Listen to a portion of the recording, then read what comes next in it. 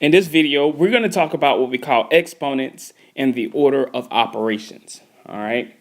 I want to first start by talking about the parts of an exponent. All right. Or an exponential expression. We have 2 to the 4th power here, right? That 2 is called my base. All right. My big number here.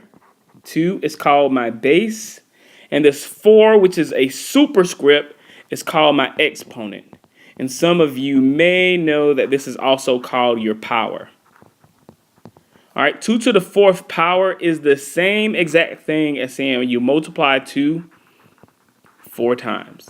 So instead of having to write all of this out here, mathematicians got smart and say, well, we're multiplying it 4 times, so why don't we just put a superscript up here to let us know that, hey, we're multiplying that 2 4 times, right? So your base is the big number. It tells you, it is the number that you multiply.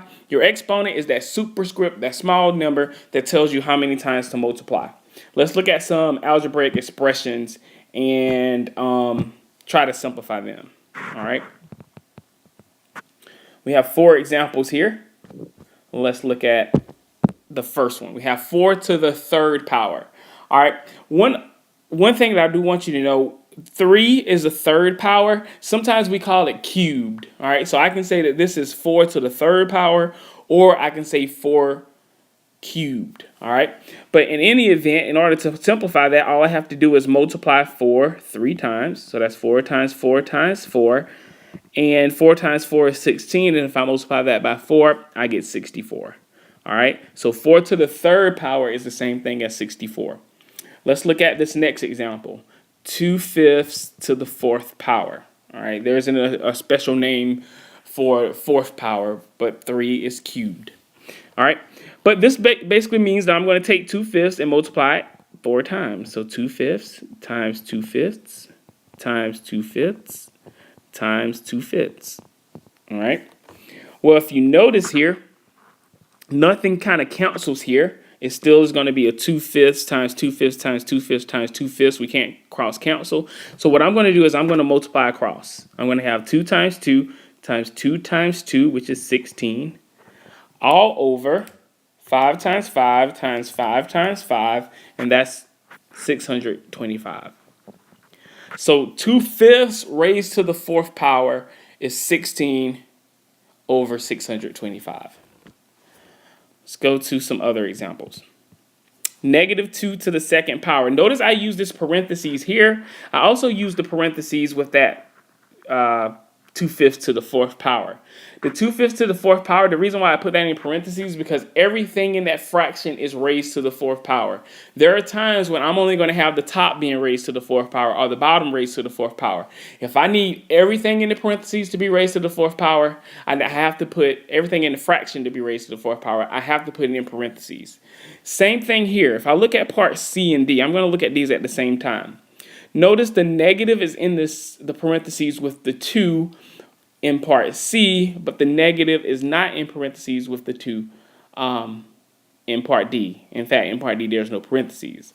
Part C basically means I'm going to take this -2 and multiply it by itself. So I'm going to have a -2 times a -2, and a negative times a negative is a positive, so this is going to be a +4. All right?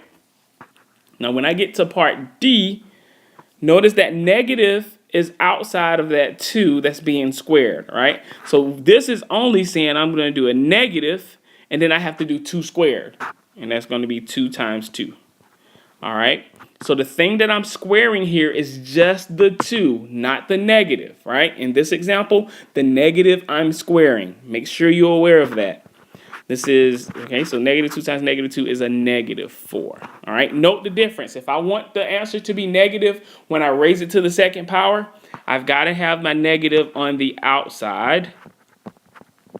If I don't want my answer to be negative and I'm raising it to the 2nd power, it's going to have to be in the inside. All right. Just some other vocabulary. We said that when we raise something to the 3rd power, or 3rd power, we call it cubed. That's an alternative way to call it. When we raise something to the 2nd power, we say that it's squared. All right, so this is a -2 squared, and this is a -2 squared. All right.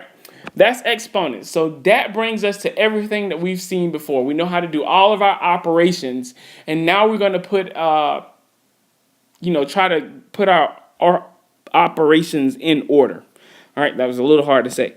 All right, this is my order of operations. First thing I always do is parentheses. All right. A lot of people remember, please excuse my dear Aunt Sally, to tell you the hierarchy of the operations that you're going to be doing.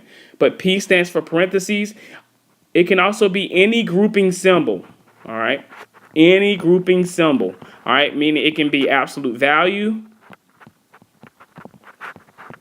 It can be brackets. All right. Parentheses is just most popular. And so we always work within those parentheses or grouping symbols first. E is exponents, which we just went over. M is for multiplication. D is for division. All right. We always do these from left to right. And then we go to addition and subtraction, and that's also from left to right. All right. So whichever occurs first, if division comes before multiplication from left to right, then I'm going to do division first. All right. And so this is the order of operations. This is the order I have to take in order to figure out what this is going to simplify down to. Let's look at some examples. In this first example, I have 4 plus 3 times 5 minus 2 to the 6th power. And I want to simplify that. Okay. Well, I have, please excuse my dear Aunt Sally. All right. P is for grouping symbols. Parentheses are grouping symbols. I don't have any of those, so I'm going to go to my next operation, which is exponents. Okay. I have this exponent here. So this is going to be the same as saying 4 plus 3 times 5 minus 2 to the 6 is multiplying 2 6 times. All right. And if you think about that, that's going to be 64. All right. So I've gotten rid of my exponents. Now I'm going to go from multiplication and division left to right. Well, I only have a multiplication. It's right here. All right. 3 times 5 is 15. So I have 4 plus 15 minus 64. I'm doing with multiplication and division. And now I go to addition and subtraction from left to right. Well, here I have my addition first. 4 plus 15 is 19. And 19 minus 64 equals negative 45. All right. So using my order of operations, I've got to this conclusion here. All right. And so my answer is negative 45. All right. Let's look at another example. In this example, I have 18 plus, and I have a bracket, 9 minus, parentheses, 4 minus 5 times 8, close parentheses, close bracket, divided by 3 to the 2nd power. And again, I want to simplify this, all right? And so once again, we have, please excuse my dear Aunt Sally. All right, so I'm going to go to parentheses or other grouping symbol.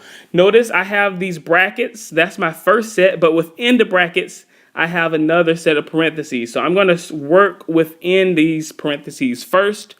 And looking in between these operations, I have a subtraction and a multiplication. Well, multiplication definitely comes before subtraction in my order of operations. So I have to do the 5 times the 8 first.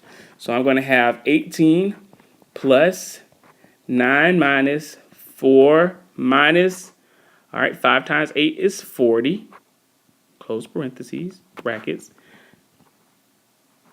divided by 3 squared, all right? I'm still on this grouping symbol, right? I still have this 4 minus 40. Well, 4 minus 40 is negative 36.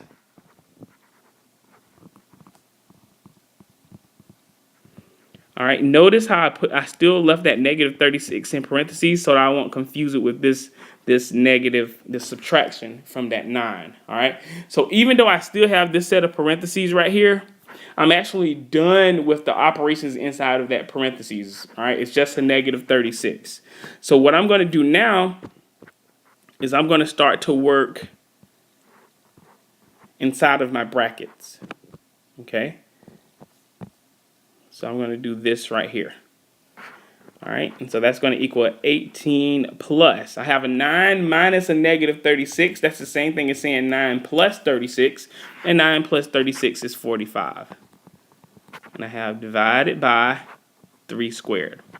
Now I no longer have any grouping symbols, so I'm done with my parentheses. And so now I'm going to go to exponents. Well, I have this 3 squared here. So I get 18 plus 45 divided by, well, 3 squared is 3 times 3, which is 9. And so I'm done with my exponents. And now I have an addition and a division, right? Well, of course, next will be multiplication and division from left to right. I have the division in this 45 divided by 9. 45 divided by 9 is 5. So I'm done with multiplication and division, and I only have one operation, and so I'll be having 18 plus 5, which is 23. Okay? And that's the order of operations and a good review of what exponents are and how do we simplify them.